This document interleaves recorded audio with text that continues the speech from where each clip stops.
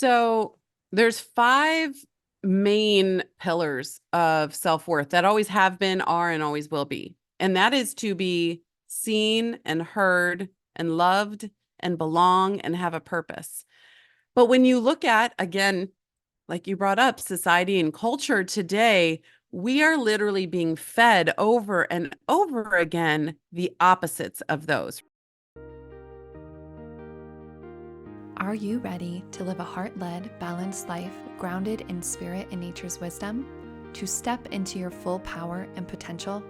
If so, you've come to the right place. I'm Olivia Ashley, a mother, intuitive, and holistic wellness advocate. Live Wildly is a community of people uplifting each other and shining our hearts to the world. Join us to remove limiting beliefs, enhance your intuition, reclaim your sovereignty, and uncover what makes you thrive. Together, we dive deep into holistic, earth-based, and spiritual topics while also exploring a variety of subjects to inspire and inform. Subscribe now and be a part of our journey towards living our most authentic, full lives. Welcome. I am so happy you are here. Welcome to Live Wildly. It's Olivia, and today's episode is one that, whether or not you are a parent, you will most likely be able to relate to and find supportive insight and tools around what it takes to be a leader, to be resilient, and find and follow your North Star in this lifetime. This illuminating conversation focuses on how to reclaim your sovereignty and step into embodied leadership in your life and your role, especially as a parent. And then it takes it even further of how to help impart these skills to our children and raise a generation of strong, independent, and passionate leaders. Sadly, our culture and society has become a bit misguided around the roles parents, peers, and the media play in our lives. It is not focused on building strong, resilient, independent, and empathetic children, and adults even, and is instead creating a generation of humans with low self-worth, a misguided sense of independence, and many of our children and even adolescents and adults are struggling to cope and live full, embodied, passionate lives. So while many of us are burnt out, spending time working and maintaining our households, this leaves little room and time for our children. Yet, it really doesn't have to remain this way.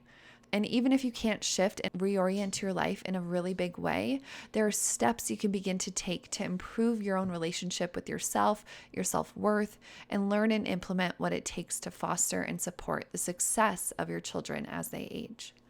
So if you're ready to uncover your own self-limiting beliefs and areas of low self-worth and truly commit to making a difference in our own life and leadership skills, as well as those in your children's, then keep listening as I speak with Nellie Harden, a family life and leadership coach, passionate about equipping others to become and raise young women with a strong foundation of worth, esteem, and confidence. Her story, career, and life experiences work together to empower adult women as well as parents going through their journey of raising children today. So this episode is a powerhouse conversation and will provide you with insight and steps to begin reclaiming your worth, resilience, and passions, helping you both become an empowered leader and raise empowered leaders. So enjoy this episode with Nellie. Please share it with a friend or parent you know who is ready to step up and into their lives in a new way, and subscribe to Live Wildly to never miss an empowering lesson, a transformative story, or insightful tip to help you on your way and live your most wild, authentic, full life.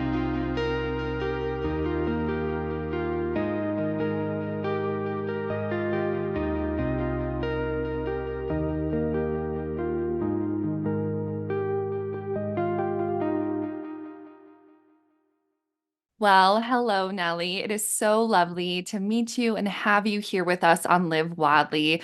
I know you have this wonderful wealth of knowledge in this beautiful leadership, family life coach space. And I would love to start with first just learning a bit about you and your journey and what led you to becoming a family life and leadership coach. Well, first of all, thank you so much for having me. This is a privilege to be on here and an honor. And so, yeah, I mean, when you're at, some point in life, you look back and you're like, oh, that's how I got here. But when you're in the midst of it, you're like, where am I going? And my journey is no exception to that. And growing up, my dad passed away when I was super young. I was just 1 year old when my dad passed away, and it was just my mom and I, and she got remarried, and I had my brother and sister. And, there was just a lot of movement in my childhood. And then I left home early at 17 to go to college. And I had no idea back then at all, as most 17-year-olds have no idea. Love them, work with them, adore them. But when it comes to those intricacies of life, wisdom grows with age and experience. And so when I was 17, I didn't really know. I could not have told anyone, I don't know my worth. I do not know my value at all.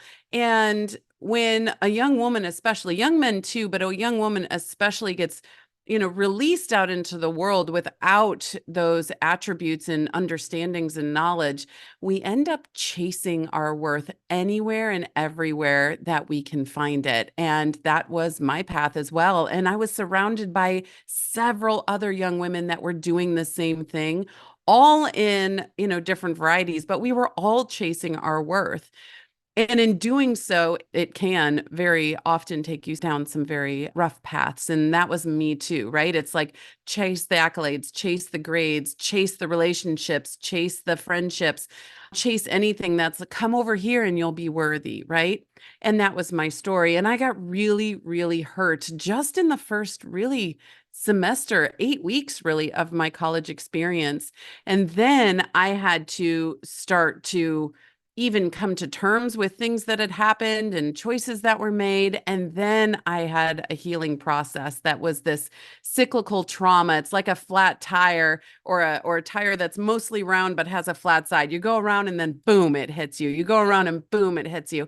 And that was life for a really long time. And in the midst of that journey, I met my husband, got married, and had four daughters of my own. So I have four daughters who are now all adolescents. They're four daughters between 19 and 14 today. So looking at them when they were super young, and we went through big trials with them when they were young. My husband almost passed away from cardiac conditions. We had to have some really, serious family discussions, even with my 4-year-old, and I have twins in the middle. So my 4-year-old and twins that were 2 at the time and a newborn, right? And what's really going on? What are we really facing here? But looking at them and saying, okay, how can I build them? I only have a certain amount of time that I know that I am there, that we're in this high impact zone. My background is in biology and psychology.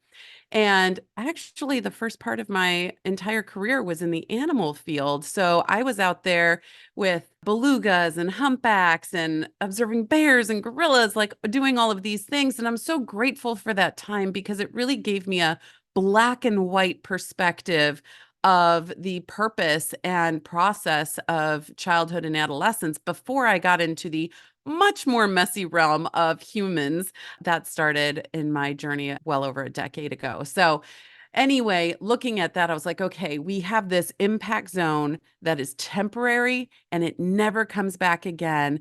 And we need to build these young women within this time period. Now, what exactly do we need to build? And that's when I really started working backwards. I want them to be self-disciplined leaders of their lives. So what does that mean in working backwards? And that's really how I got into and developed the central foundation of worth, esteem, and confidence that I help families build today.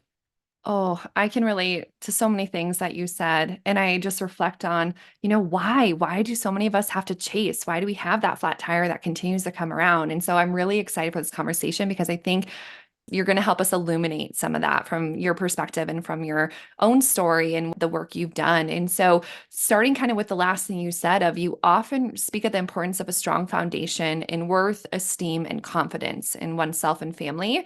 How did you identify these three qualities as the core factors of healthy and well beings that hopefully won't have that chase or will have a lesser experience in that realm? Well, honestly, that really comes from exactly what I said at the end of the last period is working backwards. It's like, okay, so we need to be self-disciplined leaders of our own lives. And in order to do that, we need to have confidence and not just this surface bloated, right? You walk into a room, you're like, I'm here, like we see so many, especially young women today. The movie Mean Girls, the remake just came out recently. And you see so many times in that movie all these bloated egos and confidence. But really, when you get into the character development, you're like, they're not so confident, actually, right? But a real true confidence. Okay, so that has to be there in order to be a leader of your life. But in order to have that belief, you need to know that there's value to you. You need to appreciate yourself. And that is what self esteem is. Self esteem is value and appreciation of self.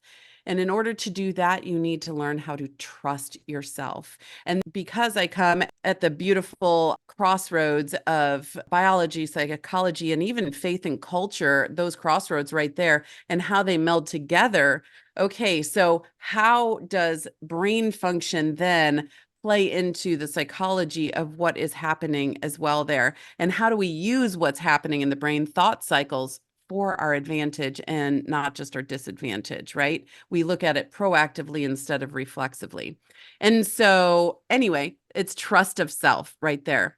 But in order to trust yourself or even value and appreciate yourself, you have to be able to know that you're counted as worthy. And that really is the base foundation for this second part of childhood that needs to be built. It's not just granted, it is not just given, it absolutely needs to be built. And so our job is the primary impactors, the parents in their life. There's so many secondary impactors for sure. Teachers, coaches, other extended family, etc. But we're the primary impactors in their life. And so that means we're the primary architects of the beginning of their life. And that's what I call parents. We're architects. We are planning, designing, and building the beginning of someone else's life. And that is a humbling responsibility for what is to come in their lives ahead. So it really was, this is the end goal that every person needs. How can we walk backwards, especially for young women? I am a young woman. I have 4 young women, so I work with a lot of young women. But how can we work backwards to see what are the foundations that need to be built in order to get to that precipice? That's so important and so pivotal to understand and be able to really have that reflection. I think some of that, it brings me to it feels like so many of us are struggling, whether parents are overwhelmed, we're exhausted, we're stressed out. And so we don't have that time and the space to one, take care of ourselves and then our children. And I feel like we're seeing this wave of issues, whether it's in health or your mental state, your self-esteem. I think so many of us lack, or we dive into our phones and it's built through this social media aspect. And so I'm really curious, what is going on from your perspective? Like, what are some of these roots of this is a commonality. I mean, I can look at any of my friends or my people, and we're all struggling and we're doing our best. We really are. And yet, I think it's a societal issue, a cultural issue that we are seeing. And through, like your Mean Girls example, it's projected back at us. And we're kind of given this distorted understanding of our value and our worth. So I would love to just hear, yeah, what do you think is that root of the issue? So there's 5 main pillars of self-worth that always have been, are, and always will be. And that is to be seen and heard and loved and belong and have a purpose. But when you look at, again, like you brought up, society and culture today, we are literally being fed over and over again the opposites of those, right? We are being told that we are silenced. Like we're both sitting here with a microphone in front of us, and everybody has a microphone today, thanks to social media. But at the same time, everybody has a microphone and everyone can be silenced, right? We're living in a world of cancel culture right now. You say the wrong thing, you're done. You did something 11 years ago that you didn't even think twice about, or was not considered bad or whatever, then you're done, right? And so being silenced is something that we all live with all the time, right? That fear of being silenced and put down. And then as far as being seen, is being invisible, right? We live where everyone can be seen, but I know I have gone into a room of thousands of people and felt utterly invisible. And that's what a lot of our kids are facing today, too. And then to be loved, the opposite is to be unloved, right? And to belong, the opposite is to be alone. And there's a lot of lonely people out there. And then to have purpose, the opposite of that is what's the point, right? So when you look at that, our young people, especially during this major brain development part of their lives, their brains are under construction. They are being fed that they can be silenced, invisible, unloved, alone, and what is the point?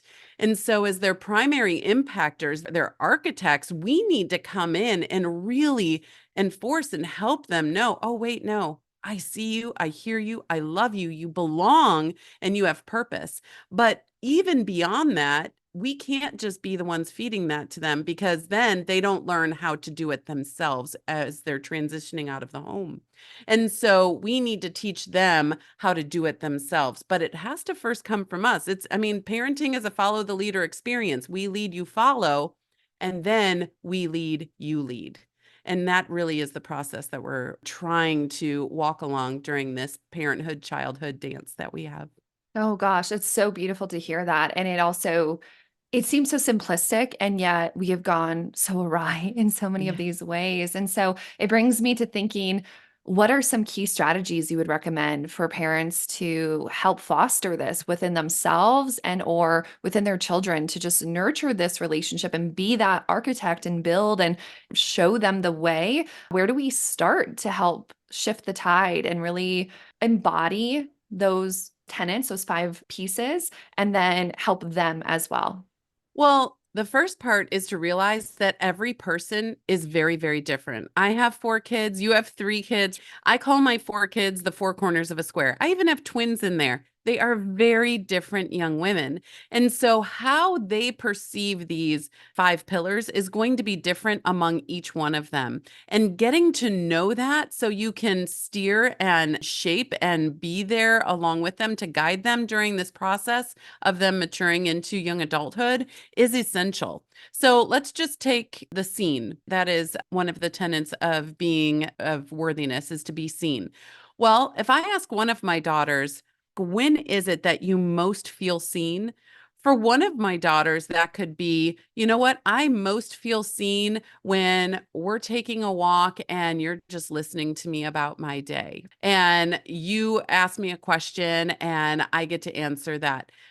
For another daughter, it might be actually when we just sit in silence and we're just sitting there, or you listen and we do something that I suggested, or you have a problem and you listen to my suggestion, or what have it. It just depends. And every child is different. So you cannot parent each child the same. So we have a list of F words that are not allowed in our house, and fair is one of them. And because it is not fair. How I need to discipline this child is different than how I need to discipline this one. If I look at that one sideways, she stops. If I look at that one sideways, she shrugs her shoulders and says, "Yep, cool luck," you know?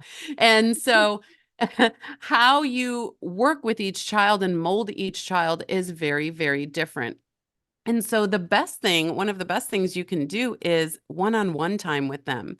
And I really recommend scheduled one-on-one time with each of your kids every single week, not just having one-on-one time with them when something is wrong or something is happening or we're in this emergency state, but one-on-one time that is scheduled and can be counted on. Therefore, maybe this Tuesday night we're playing a game. Maybe this Tuesday night we're taking a walk. Maybe this Tuesday night we're having a serious discussion. Maybe this one you're sharing with me some things that are happening in school. But it is a time with one parent and one child that can be counted on every week. Now, in our house, and because I get the logistics question of this all the time, how do you, do that with four kids or what have you? And so in our house, we do it on Tuesdays and Thursday nights or Mondays and Thursdays, depending. We usually make the plan at the beginning of the year and then we switch it week after week. So every week, one of my daughters, for example, will either have mom or dad in the room with them. And it grows those individual relationships as well. But that is beautiful time to really get to know them, ask some of these questions, and share yourself and have them share in return. Lead, follow. That's so beautiful and really simple when we think about that, right? We schedule in our massages or yoga or whatever else we need. And we need to also think of our children as needing that one on one time, not just the expectation of, okay, you're up, you're out the door, you're home, you're doing your homework. Okay, you're good. Okay, good. Bye. Like I'm doing my own thing. And so I think that's just a really simple mind shift to start to say, hey, they're just as important as that meeting I did earlier this day with my boss, if not more important, because we are, Yeah. like you said, that architect and we're helping them really raise and be whole, happy humans. And so, another question I have is, especially around like as kids become young adolescents into teenagehood, how do we help them stay connected to their joy and curiosity as they age? Because that's definitely something I think they're inherently feeling when they're younger. And I think that these are also really core tenets of being able to be independent and really follow your unique path if you can maintain that joy and curiosity. What would you say about that? Honestly, we have to keep reminding them that it's even an option because Mm. when they get into middle and high school, especially early high school, they just start saying, well, my joy has to be what this other person finds joy in because then, that is the definition of joy because that's what they told me, right? But it might not be the definition of joy for them. And they can start to lose some of that individuality. And so having these one-on-one times, getting out, asking them, because if you have a 12-year-old, let's just take that age, for example, what they find joy in at 12 versus 12 and a half, honestly, versus next Tuesday might be very different. And so that consistency of connection between the architect and the project or the one that's being molded is really essential to keep reminding them, okay, so what are we finding joy in now? But also at the same time, one of the things I run into is, what do you mean you don't like to do this? You used to love doing this when you were 8 years old. You used to love doing this, right? But so not holding them in that box of you loved fishing or, what have you when you were young. And so you must love it now.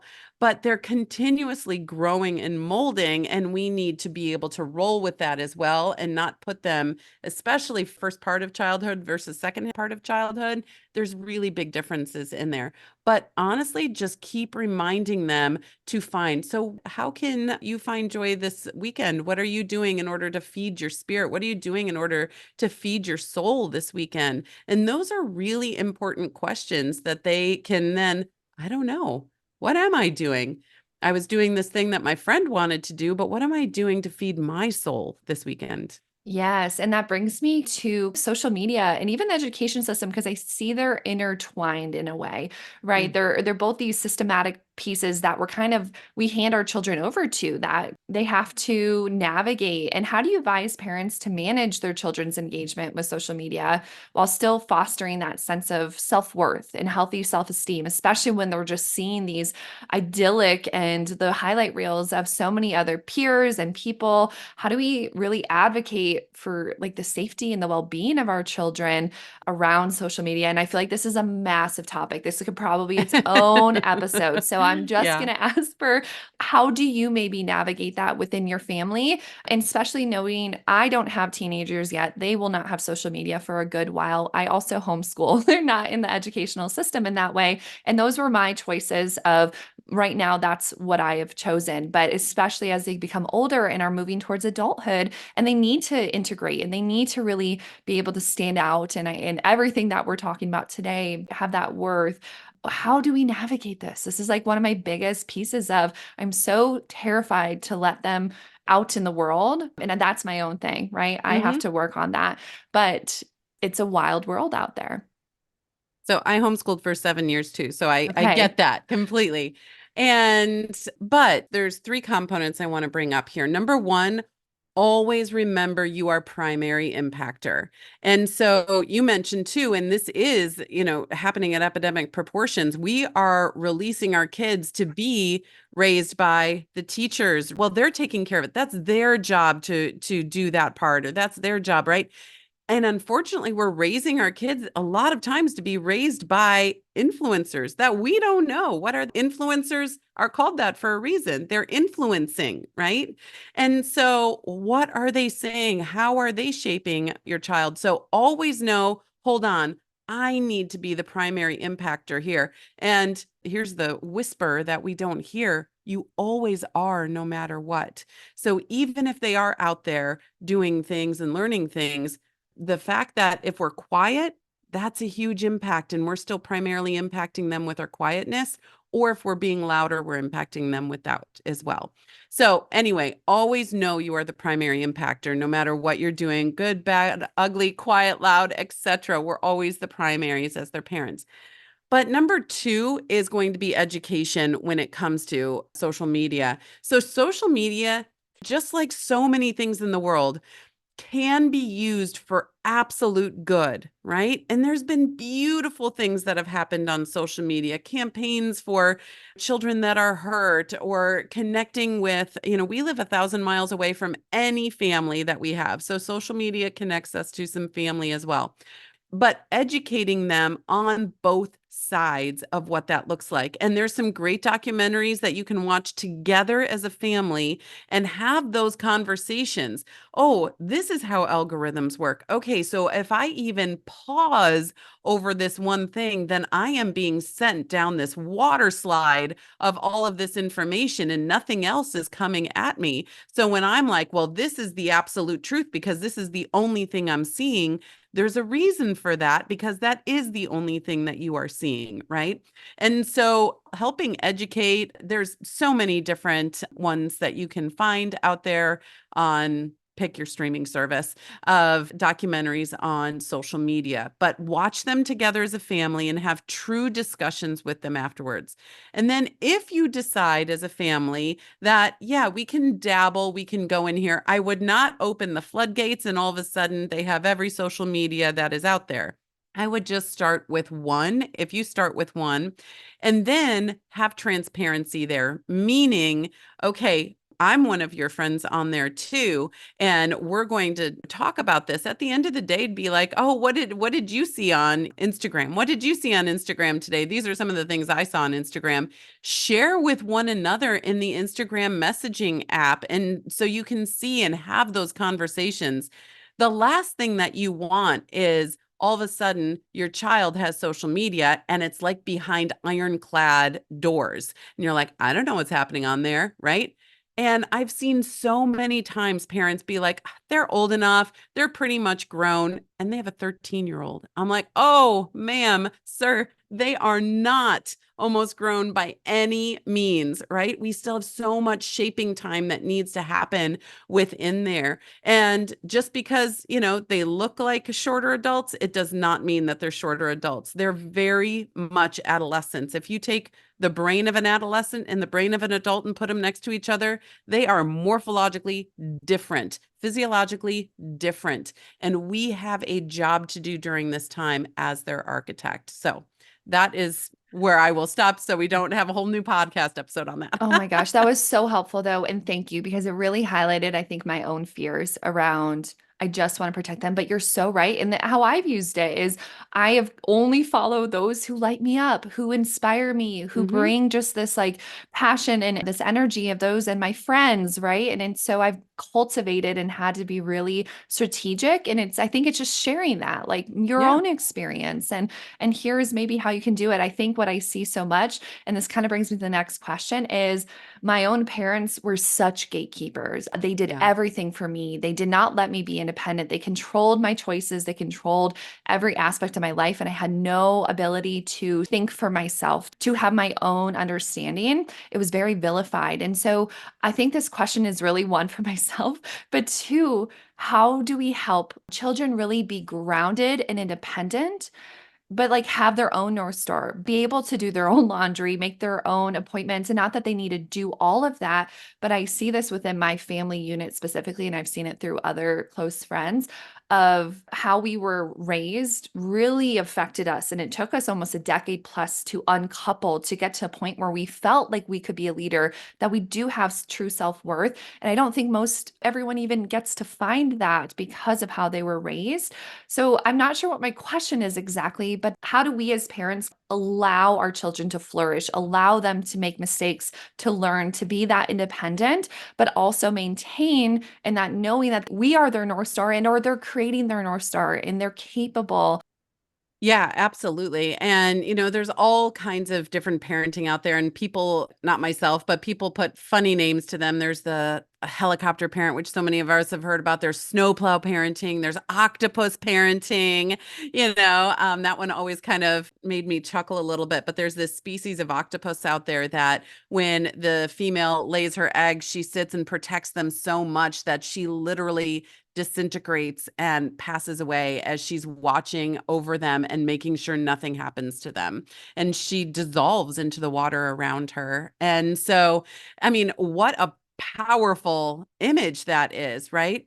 But to your point, one of the biggest things we need to do is challenge our kids, meet them at the challenge that is just right in front of them. And that has to do with one of those pillars of worth we talked about with purpose, right? When I say purpose, I don't mean what is the whole purpose of your life, right? You must know that at 8, 10, 16, 18. No, absolutely not. But what is your purpose in getting up today? What is your purpose this semester? What is your purpose this summer? Like, what are you moving toward and working toward? And it's really important to do hard things as an adolescent. And actually, any parent that's out there, there is a book by Alex and Brett Harris, and I just met Alex Harris this past week, and he and his twin brother wrote this book when they were 18 years old called Do Hard Things. And I highly recommend just getting out there and reading it, and I could not agree more. And so, just some examples of my own family. So we have 4 daughters, like I said. 2 of my daughters right now, as we're talking, are in Peru. So they're 16 years old. They're down in Peru. And this trip that they went on cost over $5,000 for them to go on.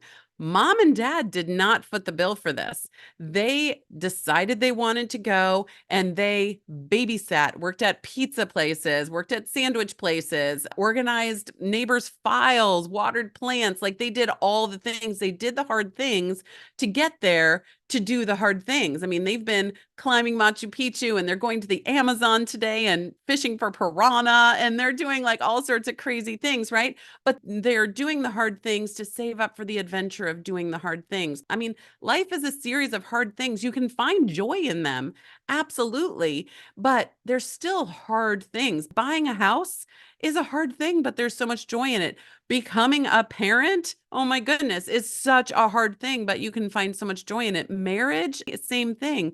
And they have to learn how to do hard things when they're young so that when they come and cross that barrier later on, it's not unfamiliar. They know, oh, hold on. I know how to do hard things. This is a hard thing. I know what steps I need to put one in front of the other, right? I'm on this side of the bridge and I know how to get to the other side of the bridge through action that I take and choices that I make. And so, really just challenging them in, okay, so it could be the smallest things. Have one day a week be your child's time to make dinner and have them make a choice of what dinner will be and get the ingredients and then make it. It could be a grilled cheese, for goodness sakes, but that is wonderful, right? They're making it, they're owning it, and just taking those steps toward hard things. With homeschool, there's so many hard thing opportunities that you can have that can be celebrated and enjoyed. And so, yes, doing everything for our kids is one of the biggest setbacks we can have for them. And understanding failure is on the pathway to success. The pathway to it is paved with failure. So failure is a good thing, and they need to get used to it over and over again so they can become success. And that is something they need to practice and learn how to do while the brain is developing, while the frontal lobe is still being solidified, so those tracks are laid when they are an adult. That was such a refreshing conversation. Thank you for that because it's a good reminder. I think we want to protect our children. We want to make sure they are capable and they're doing it. But I think often we can get into that mindset, at least myself, of overprotection because that's was the parents I had. And it's just like this natural way. And I can definitely see it in myself. But conversation is really igniting a lot of thoughts in my head of just, okay, this is really simple and it's just a shift. It's a shift and it's openness to invite our children to be a part of society, to be a part of our family unit. You play a role, it's purposeful. There's challenges, there's failures, and it's all moving you towards this. Those are really helpful reminders and just reflections that you gave. And it brings me, I think, perfectly into talking about where you really seem to shine, is which you are helping parents really equip their children and even themselves to become leaders within their families and communities. So, what are some of the leadership qualities that are essential for parents to start to develop and model for their children? Well, there's really four big tools to building this foundation and getting there. And it's vision, right? Having the vision of where you're going and where you want to go, and then moving accordingly. This is how you get over the discipline bridge, right? You're here and then you see what you want on the other side, and you need to get over that through vision. Discipline is huge. You need to be able to have the discipline to do it. And discipline is one of those words that has changed popular culture over time. Someone asked me when I was a kid, "Oh, what kind of discipline you had?" I was like, yelling, right paddle. No, no, Hmm. no, that's not what I'm talking. But discipline is teaching. Back in the day when universities first started, they didn't have majors. They had disciplines, right? What discipline are you going into? What discipline are you going into? And so discipline is learning and teaching. And this is what I'm going to do, even if I don't want to do it, but this is what I'm going to do right now because that is what I need to do in order to get to where I want to go. So those kind of disciplines. One of my very earliest memories of discipline, I was probably maybe fifth grade, and I was a little Debbie kid. And so I really wanted a little Debbie. So I told my mom, I'm going to have it at 8 o'clock. And she said, okay, strike of 8 o'clock. I get up and I go, and I sat back down, and she goes, that was really good discipline. And I was like, am I getting a spanking? Right. I was like, I don't understand. But later on, I was like, oh, okay. And so it was just really interesting that I remember that. I remember sitting in my little chair and her telling me that I had good discipline because I didn't get my little Debbie until 8 o'clock when I said I was going to get it.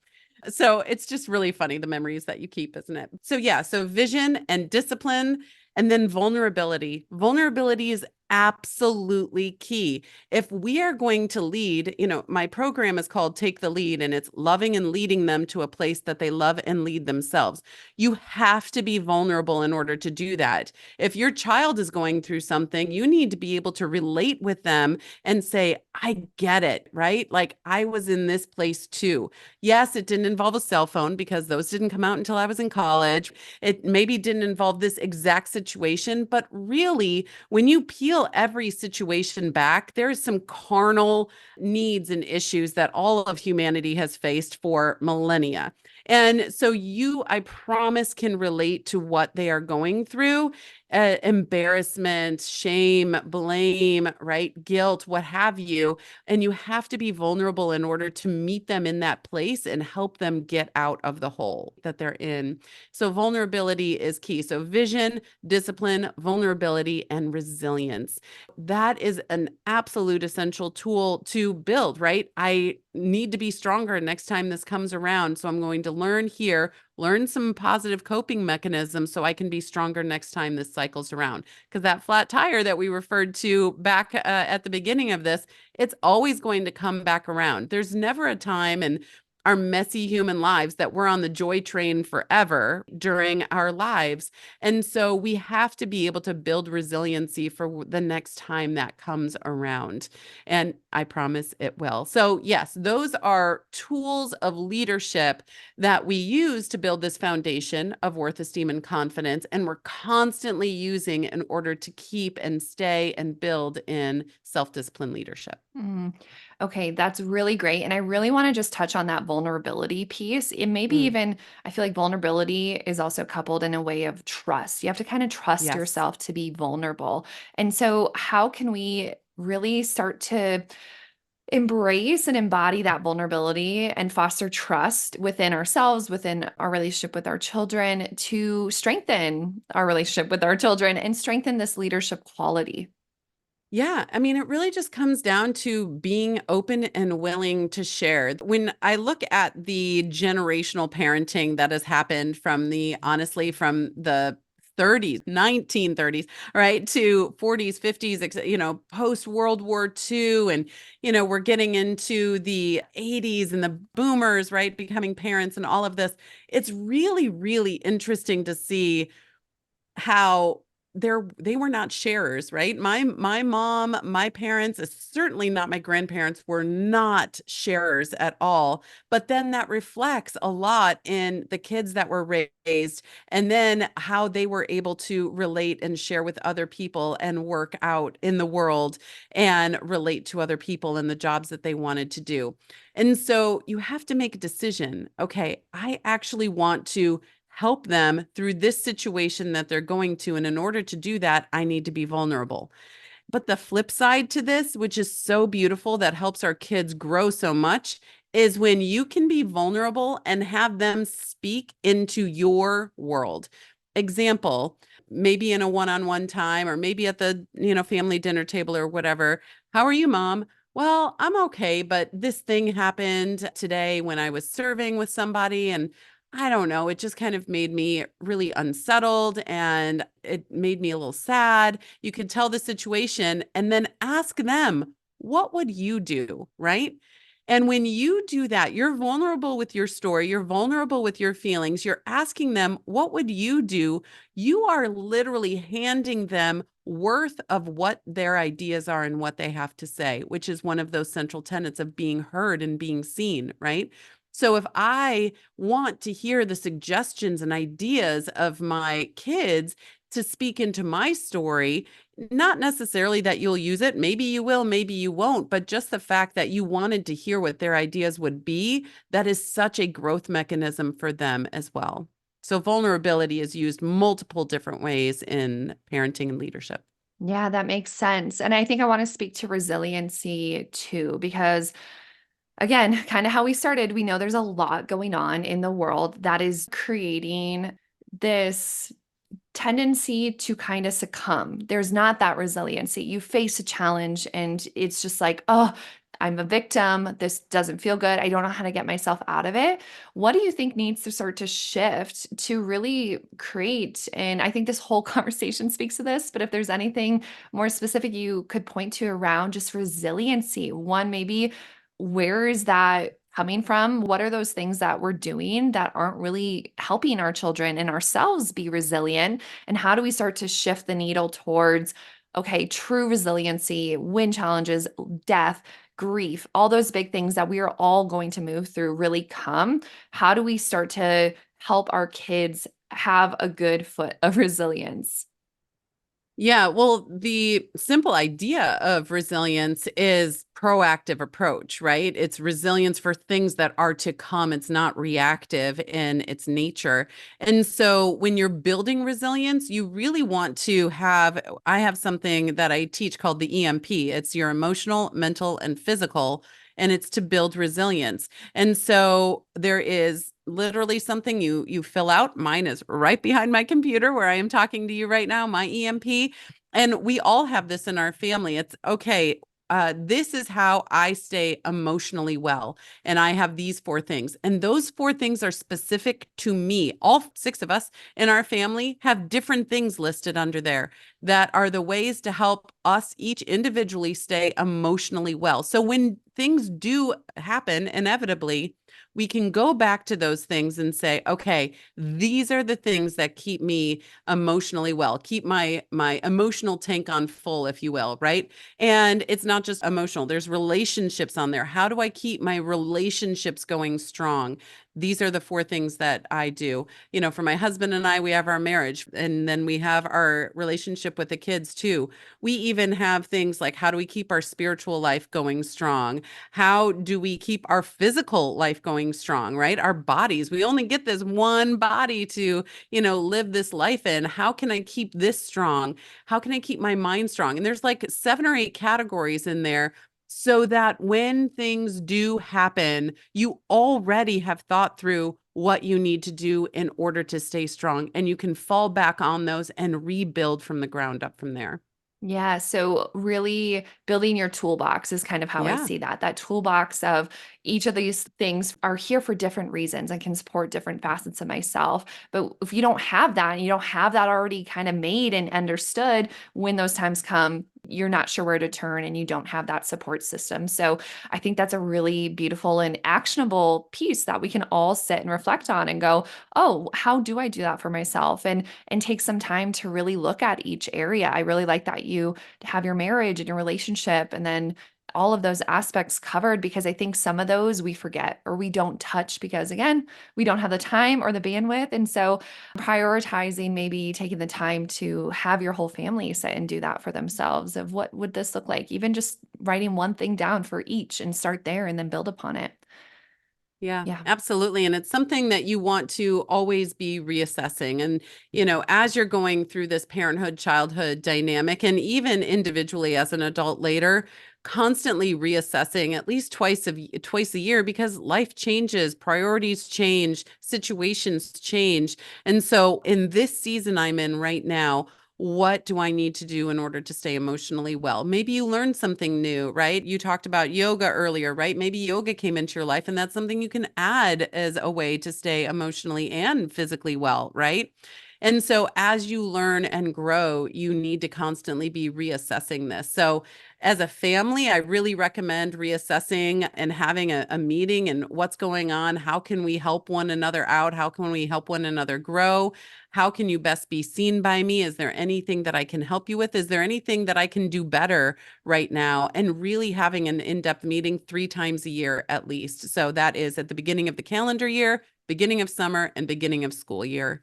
Those are 3 really big transition times that typically happen, and they just fall in a nice cadence that you're constantly reassessing. I love that. Okay, that's definitely a good reminder. I think one of my last questions around resiliency and just empowering our children to be leaders is, do you see there is a difference of what our daughters versus our sons really need to step and embody these qualities? Do we need to approach these a little differently to build confidence and resiliency and everything we've talked about within? Or do you feel that a lot of this is across the board? Obviously, the principles are there, and then we adapt for our unique children. But I wanted just to bring that up because we obviously, depending on your gender or how you identify, face different things and are up against kind of different aspects of the world. And so, anything you'd want to share around that? Yeah, it really comes down to some brain differences between a male brain and a female brain at its very basic level. So, a male brain, if you think about it, a waffle is a good example, or boxes that open and close. So a male's brain can open a subject, close a subject, and then I'll open another subject and close a subject, right? And when you talk about this, so many married couples are like, oh my goodness, yes, And think about if you have a son and a daughter and they both come home from school and maybe something happened in first hour, okay? And so you talk to your son about it and you're like, "Oh, I heard something happened in first hour today." And he's like, "What? Oh, yeah, that thing happened. Yep." And then it was done and we took care of it, right? And so that box has been closed, or maybe he will open it back up again, but then close it again. And so it's just the patterns of thought processes in there. Now, the female brain is a lot more connected between the left and right hemispheres. And for women, our memory passes through our emotional centers where it doesn't for a young man. And so if you ask your daughter, and the car ride was fine, everything was good, right? She's having a snack or what have you. And you're like, so I heard something happened in first hour. Oh my goodness, yes, this happened. And I couldn't believe. And you're like, whoa, right? Mhm. Like you were literally fine 2 minutes ago. And all of a sudden, every emotion passes through that memory again. And there's a lot of connection. And this is why us as women, we're built this way, which is a beautiful and magical thing because we have to do so many different things. Whereas a lot of, men are really focused, go deep on one thing, which is wonderful and great. great. And then they back out and do the next. But we have a lot of hats on all at the same time. And that can get very overwhelming, especially in adolescence. And as you know, we have a lot more hormones that are in play during our adolescence than young men do as well. So, yes, there is a difference in how you're building leadership between men and women. And it takes a lot of intention with both. And you just really need to get in there. Vulnerability is super key with young women, especially because you want to just, okay, I know all this is happening. Let's focus in on this one area right now. And then we'll move on to this next area and help them learn how to sort through the cloud instead of just being so scattered and having it feel so heavy. So, yeah, those are just some key differences off the top of my head. Yeah, no, that was very helpful because I have two sons and a daughter, and they definitely process differently. So just having that explanation of how their brains are functioning gives me understanding of, okay, I can be there and hold that space, or I can understand why they are looking at it this way and not bringing judgment, just realizing, okay, this is just the operation system is different. And so how do we Right. adjust? And then for the uniqueness and their individuality, okay. And I think I would like to ask you too around how can we encourage our children or just support our children when they are pursuing passions and dreams that fall outside of traditional or expected paths? This is definitely something I think we all know, and especially my generation before, there was a linear path. You go to school, you get a degree, you go to work, and that is success. And this is what this looks like. And I think there's more and more need to allow our children to flourish and travel, experience what they're feeling. And yet, I think society doesn't often make you feel good about that. So, how as parents can we settle in and really help foster the growth and the independence of our unique children, especially as they age? Well, number one, I think it's really important to know them and having this one-on-one time really growing in connection, right? It's connection, communication, and clarity with our kids. We need to connect so that we can communicate, so that we can help give them clarity and help them give themselves clarity in what they want to do. Because a lot of times, especially during middle and high school, it's, oh, well, the people that like me, the people that accept me are doing this. Therefore, I need to do this in order to stay in that circle. Or Joe Schmo, this is the trajectory they're going on. So that seems fine. And I'll go on that too. And so it's really important to make sure that this is their idea, that this is their choice, that this is their passions, right? And then there's the other side of that. And what the world keeps telling us over and over again is follow your feelings, follow your feelings, follow your feelings. But that is a very dangerous thing to do, is to just follow your feelings. Because I mean, if anyone's been around any sort of adolescent young woman, or honestly anyone for any amount of time, that feeling changes about every 23 seconds. And so if we are following the feelings, then we're going to be trapped in this environment or world that that feeling went into, and then be like, oh wait, no, that's not exactly what I wanted. I wanted this, but now I'm here and I can't get out, right? And so just making sure, and that's where the trust comes in, that esteem piece of value and appreciation, which equals trust of self.